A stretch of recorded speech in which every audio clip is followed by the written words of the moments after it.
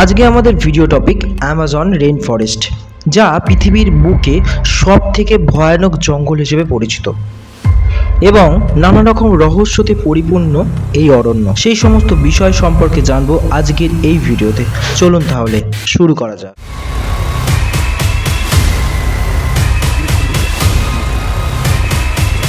ফরেস্টের আবিষ্কার কে করেন সেটি জানতে গেলে আমাদের জানতে হবে ফ্রান্সিসকো ডি ওরেলানা। তিনি ছিলেন একজন স্প্যানিশ সৈনিক, যা আমাজন নদীর ওপর প্রথম ইউরোপীয় অভিযাত্রী এবং তাকেই কিন্তু রেইন ফরেস্টের আবিষ্কারকর্তা বলা হয়ে থাকে। এই অরণ্য এতটাই বড় যে দক্ষিণ আমেরিকার মহাদেশের উত্তরি ভাগে 9টি দেশের মধ্যে কিন্তু অন্তর্ভুক্ত রয়েছে।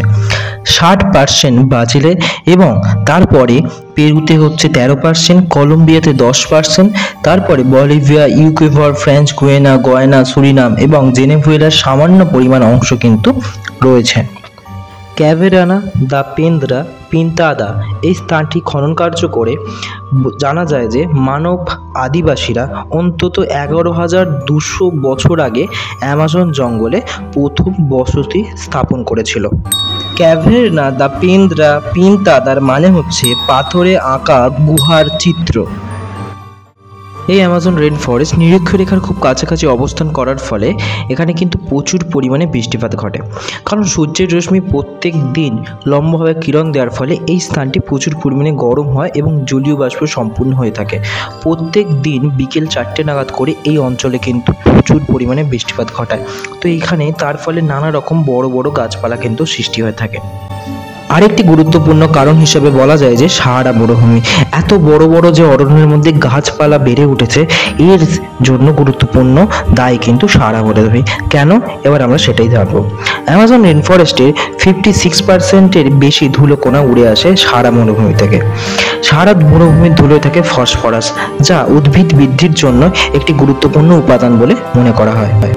নাসার ক্যালিপোসো স্যাটেলাইট দ্বারা অনুমান করা যায় যে সাহারা মরুভূমি থেকে প্রায় প্রতি বছর গড়ে 182 মিলিয়ন টন ধূলিকণা সাহারা থেকে 15 ডিগ্রি পশ্চিম দ্রাঘিমাংশে বরাবর 2600 কিলোমিটার ধুলো বাতাসে উড়ে যায়।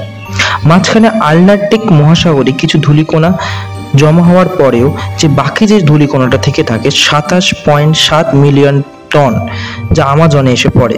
এই ধূলিকণাতে প্রচুর পরিমাণে ফসফরাস থাকে বলে বিশাল বড় বড় উদ্ভিদ দেখতে পাওয়া যায়। এবার আমরা জানবো এই অ্যামাজন অরণ্যের উদ্ভিদের নানা রকম বৈচিত্র্য, উদ্ভিদ ও প্রাণী জগৎ সম্পর্কে। অনুমান করা যায় প্রায় 2.5 মিলিয়ন কীট পতঙ্গের প্রজাতি এবং হাজার হাজার গাছপালা, প্রায় 2000 পাখি এবং স্তন্যপ্রায়ী প্রাণী কিন্তু এই জঙ্গলের মধ্যে অবস্থান করে রয়েছে। এই অরণ্যের মধ্যে এমন কিছু প্রাণী রয়েছে যার জন্য কিন্তু ভয়ানক জঙ্গল বলে তকমা পেয়েছে এই অরণ্য। চলুন তাহলে জেনে নিই সেই সমস্ত প্রাণীগুলি কি কি। প্রথমেই আসছে কালো কেইম্যান, দ্বিতীয় নম্বরে জাগুয়ার, তৃতীয় নম্বরে কুগার এবং চতুর্থ নম্বরে অ্যানাকোন্ডা। এরা কিন্তু এই অ্যামাজন রেইন ফরেস্টের সব থেকে ভয়ানক প্রাণী। এছাড়াও রয়েছে নদীর মধ্যে বৈদ্যুতিক ইল এবং পিরানা মাছ। বৈদ্যুতিক ইল তার বৈদ্যুতিক শক তৈরি করে যা একটি হাতিকে পর্যন্ত মেরে দিতে সক্ষম।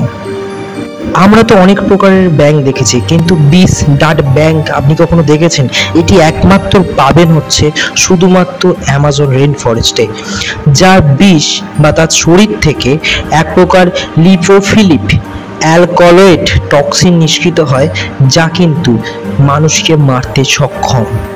পিরানা মাছ ইলেকট্রিক মাছ ছাড়াও নানা রকমের বিষাক্ত সাপ থেকে শুরু করে নানা রকম প্রজাতির কুমির কিন্তু দেখতে পাওয়া যায়, যা কিন্তু জলটাকে বা এই অ্যামাজন নদীটাকে ভয়ানক ভয়ানক করে তুলেছে। অরণ্যের মধ্যে উল্লেখযোগ্য যে সমস্ত প্রাণীরা আছে যা অন্য কোথাও কিন্তু দেখতে পাওয়া যায় না, সেই সমস্ত প্রাণীর মধ্যে উল্লেখযোগ্য হচ্ছে মাইগ্লামোফিক মাকড়সা, বিশাল অ্যামাজনীয় সেন্টপিড যাকে আমরা বলে থাকি কাঁকড়া, হাউলার বানর, হেলিকোনিয়া গাছ, বাদামি গলাযুক্ত স্লথ, সম্রাট তারারিন, নীল বিষ ব্লাড ব্যাংক, নীল রঙের ব্যাঙ, ডাক উইকারি, সবুজ অ্যানাকোন্ডা, কালো কাইমান, জাগুয়ার, বুলেট পিঁপড়ে এবং পিপা পিপা নামের একটি প্রজাতির প্রাণী এবং সব থেকে সুন্দর যেটা আমাদের পছন্দের ম্যাকাও। এই সমস্ত প্রাণী পৃথিবীর আর অন্য কোথাও আপনি দেখতে পাবেন না। ধরা যায় ইউশনি যুগের 56 মিলিয়ন বছর থেকে 33.9 মিলিয়ন বছর আগে এই রেন ফরেস্ট তৈরি হওয়ার কিন্তু সম্ভাবনা তৈরি হয়েছে। আমরা তো জানলাম উদ্ভিদের ব্যাপারে, প্রাণীর ব্যাপারে, এরপর আমরা জানবো মানুষের ব্যাপারে। এই অ্যামাজন রেন ফরেস্টের মধ্যে ধরা যায় 350-র বেশি জাতিগোষ্ঠী বসবাস করে। কিছু কিছু জাতিগোষ্ঠীর খবর পেলেও অনেক জাতিগোষ্ঠী আছে যেগুলো এখনো বৈজ্ঞানিকরা কিন্তু খবর পায়নি। তারা বনের বিভিন্ন অঞ্চলে এই উন্নত মানব সভ্যতা দেখে অনেক যুগ যুগ পিছনে তারা কিন্তু অবস্থান করে আছে। বলা যায় আমরা যে সময় বন মানুষ রূপে ছিলাম সেই সময়ের মতন তারা কিন্তু জীবনযাপন করতে থাকে। ভাবতে পারছেন এই অ্যামাজন রেন ফরেস্টটা কতটা রহস্যপূর্ণ? তো এইরকম রহস্যময় আরও ভিডিও পেতে আমার চ্যানেলটাকে অবশ্যই সাবস্ক্রাইব করুন, লাইক করুন, আর এই সমস্ত নলেজের জন্য আপনাদের যে সমস্ত ছেলে মেয়েরা আছে তাদেরকে অবশ্যই শেয়ার করুন। ধন্যবাদ, দেখা হচ্ছে তোমাদের সাথে নেক্সট আরেকটি ভিডিওতে।